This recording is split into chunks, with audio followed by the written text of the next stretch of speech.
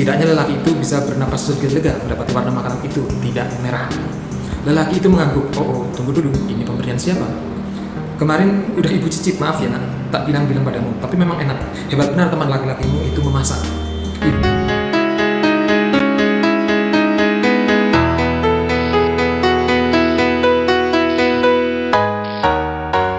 Kawan buku, kembali lagi di channel Sedang Frost, dan kali ini kita akan membahas satu buah buku lagi, yakni sebuah buku antologi atau kumpulan cerita pendek yang salah satu dari karya Benny Arnas. Lagi-lagi Benny Arnas, kenapa?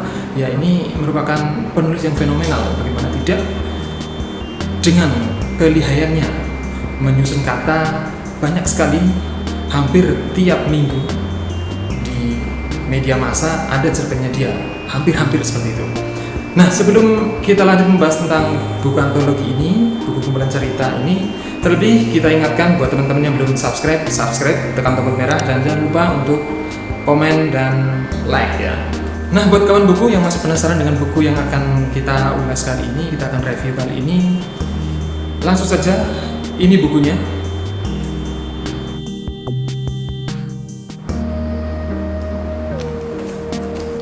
Jatuh dari Cinta, buku karya Benny Arnas yang diterbitkan di tahun 2011, dan ini merupakan kumpulan berbagai cerpen yang sudah terbit di beberapa media massa, terutama koran. Hari Minggu pasti hampir-hampir ya memang bertemu nama Benny Arnas. Baik, langsung saja kita akan coba ulas terlebih dahulu. Kita akan pilih satu buah cerita yang mungkin menarik untuk bisa kita simak dari salah satu kumpulan cerpen di buku Jatuh dari Cinta karya Benny Arnas ini. Dalam buku cerita ini menunjukkan apa itu sih sebenarnya cinta dalam Jatuh dari Cinta, yakni sebuah penantian yang merah marun, perjumpaan yang mendebarkan, pertautan membebaskan, tapi ia pun berupa obsesi picisan yang tanggung, impian sumir yang terjungkal di ujungnya, perasaan hampa yang berkepanjangan. Ya memang kebanyakan seperti ini ya. Kalau Benny Arnas bicara tentang cerita cinta, pasti kebanyakan endingnya ya sumir, kemudian terjungkal, ya benar-benar dijatuhkan, dan kebanyakan orang ya berpendapat endingnya terlalu menyebalkan. Oke, langsung saja kita pilih satu buah cerpennya dan kita ambil yang judulnya Cerita yang Menyeruak dari Kebun Mawar. Lelaki itu sangat dekat dengan ibunya, walaupun itu hanya akhir-akhir ini. Tepatnya, ibunya yang mendekat-dekatkan diri seolah ada kesalahan besar yang hendak ditebusnya. Lelaki itu adalah orang paling depan berdiri dan paling keras keluarannya bila menghujat ayahnya, pamannya, saudara laki-lakinya, dan teman laki-lakinya. Walaupun sampai kini ia belum paham mengapa ketika mereka menatap balik padanya ada rona skeptis dan mata setan itu. Apa yang kau katakan, hah? Seakan-akan kalimat itu mencuat dari bibir orang yang dibencinya itu ketika idealismenya akan konsep kelelakian ia ceramahkan. Ya, tanpa kata-kata, hanya dengan bahasa tubuh mereka balik mengecek laki-laki itu. Lebih kejam dan menyakitkan. Apakah ini yang namanya karma, atau ini yang disebut azab? Atau ini, tidak ada itu. Lantas menurutmu apa yang laki-laki itu rasai saat ini adalah sebuah kebetulan, ketiba-tibaan, langsung kejadian? Lelaki itu berkeringat dingin, ia melangkah keluar rumah, berharap angin malam dapat menyejukkan pikirannya. Aku terlalu lelah, mungkin lelaki itu dengan daya upaya yang ia bisa mencoba membesar-besarkan hatinya bahwa semua hanya bunga penatnya. Perlahan-lahan dibukanya kelopak mata yang berbulu-bulu itu, betapa terkejutnya ia ketika mendapati sebuah pemandangan ganjil. Sekuntum mawar raksasa yang masih kuncup bertegak kokoh di salah satu sisi pekarangannya. Mawar itu seakan-akan tengah menatapnya lekat-lekat. Lelaki itu menggigil, ia membalik badan menuju pintu rumah yang setengah terbuka. Kakinya berat. Lelaki itu merasa seakan-akan sekuntum mawar raksasa itu tengah berjalan ke arahnya perlahan-lahan.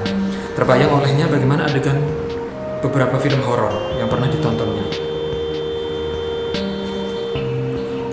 Lelaki itu berkeringat dingin. Tak henti ia mengucap syukur bahwa semua hanya mimpi. Maka beranjaklah ia ke kamar mandi, baru seperempat daun pintu dibuka, seketika ia terperanjat mendapati dinding kamar mandinya sudah penuh daun sirih yang merambat menjulur. Bukan itu yang menjadi titik kejutannya.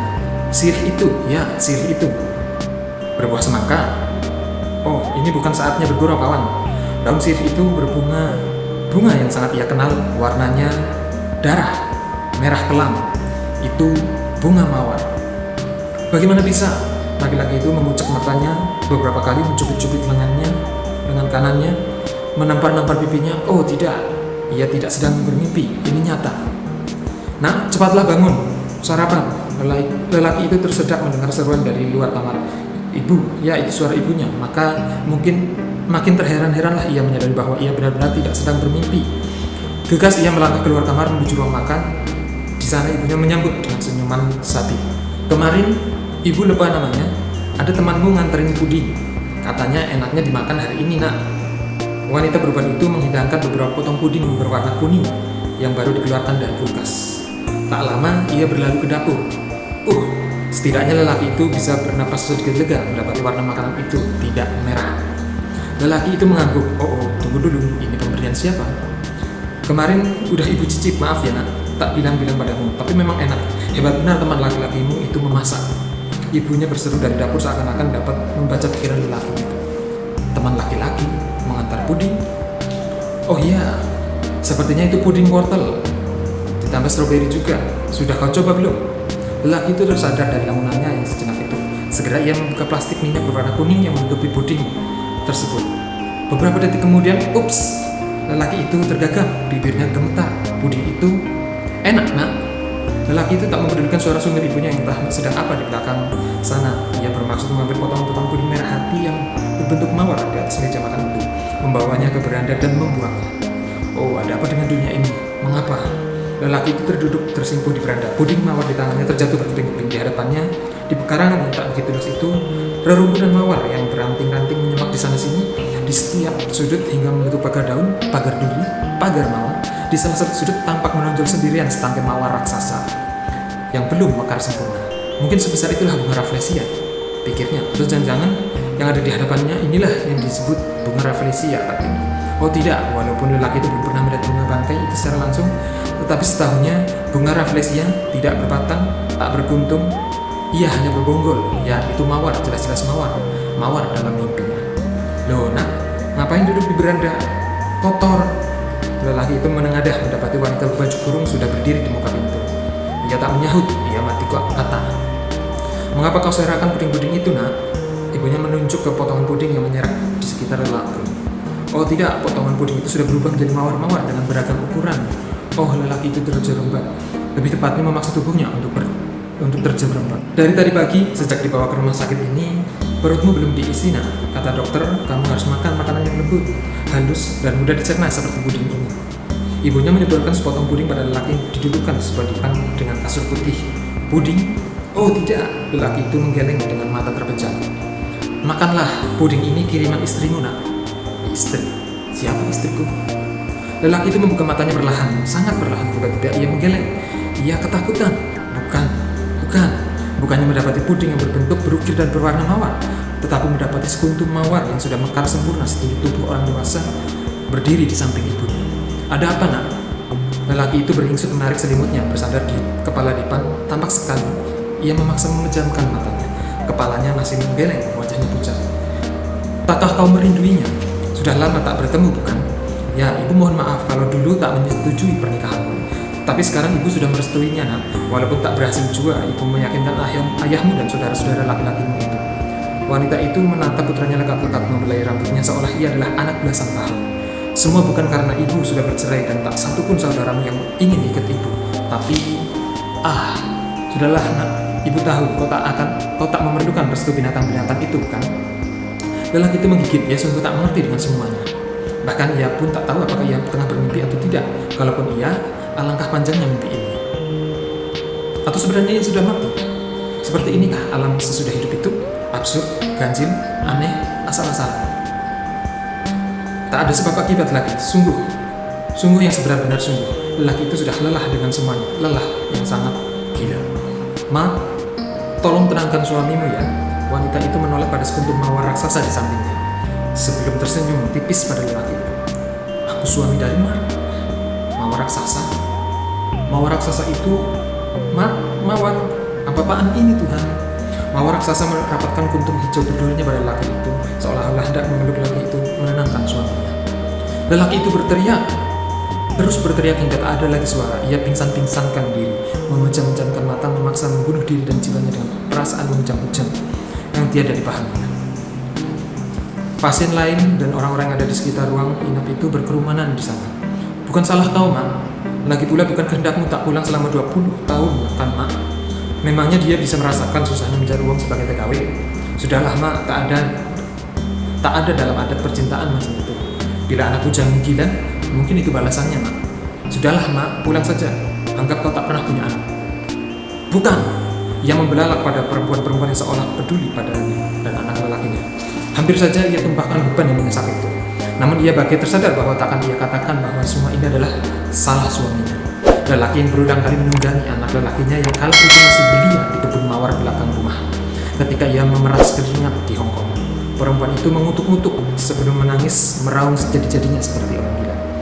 Ada yang bersih-tatap memastikan bahwa tak hanya ia sendiri yang berempat. Ada yang menunduk saja, ada yang bermata kaca, tak ada yang berani menyanggah. Walaupun semuanya masih sumir, namun mereka bagi dapat menyimpulkan terlalu berat perkara itu untuk dijadikan buah bergunjing. Nah, kawan buku, mungkin itu sudah kita bacakan dengan sangat cepat dan mungkin intonasinya juga masih ada kurang tepat, tapi tidak masalah. Ini sebagai ulasan kita saja dan ya benar-benar bahwa dalam cerita-cerita di Jatuh dari Cinta ini benar-benar dirasakan bagaimana jatuh yang sebenarnya jatuh dari cinta, bukan sekedar jatuh cinta, tapi benar-benar ketika sedang jatuh cinta dijatuhkan. Seperti di contoh tadi yang sudah kita bacakan cerpennya, ya ini adalah sebuah cerita yang mungkin aneh, ganjil, tapi itu lebih Ernest, mampu meramu kata demi kata, kalimat demi kalimat, sehingga muncullah cerita-cerita, terutama cerita cinta yang agak-agak aneh seperti ini. Dan kalau melihat di cerita tadi yang Mawar Raksasa, Mark, kenapa disebut itu Mark? Ya mungkin itu terinspirasi gitu, dari salah satu personil boyband Inggris, Westlife gitu, yang menyatakan diri sebagai seorang yang kelainan seksual. Nah, disinilah kemudian seorang Benny Arnas bisa mendapatkan ide untuk ditulis. Dan yang lebih unik lagi di cerita tersebut, cerita yang menyeruak dari kebun mawar, ini ada dua tokoh utama, yakni si anak lelaki dan emaknya. Dan justru di awal kita tidak tahu ya, ternyata si emak punya anak lelaki yang telah gila gara-gara trauma di masa kecil yang ya disodomi oleh bapaknya. Bahkan ketika terjadi peristiwa itu justru si lelaki ini justru seperti disalahkan oleh hampir semua kerabat lelakinya, sehingga jiwanya sangat terguncang dan akhirnya menjadi gila. Sementara emaknya ini merasa sangat terpukul dan sangat bersalah karena meninggalkan anaknya yang masih belia itu hampir selama 20 tahun dan juga meninggalkan keluarganya, bahkan terutama suaminya, bayangkan ya, suami ditinggalkan selama 20 tahun, biasanya punya ingin melampiaskan hasratnya kemana, dan ternyata di sini ada sesuatu yang salah, akhirnya dilampiaskan kepada anak lelakinya yang masih belia. Ini sangat menyuramkan, menyedihkan. Ada anak kecil menjadi korban bapaknya sendiri, dan kejadian perkara itu berada di kebun mawar, sehingga ini yang menimbulkan halusinasi pada si anak yang berakibat menjadi gila, sehingga dalam halusinasinya, dalam pikiran gilanya, ia selalu trauma dengan bunga mawar. Nah, kawan buku, mungkin itu saja yang bisa kita sampaikan, bisa saya sampaikan. Semoga bisa menarik untuk kawan buku membaca buku Jatuh dari Cinta ini dengan ilustrasi gambar-gambar yang juga cukup menarik, berwarna, dan kesannya itu sangat tepat gitu ya, dengan judul Jatuh dari Cinta. Kawan buku, mungkin itu, dan kita akan coba lagi di video selanjutnya. Jangan lupa buat yang belum subscribe untuk subscribe channel kita di belakang ini, channel Skamfros, dan kasih jempolnya di setiap video-videonya dan juga komen yang santun.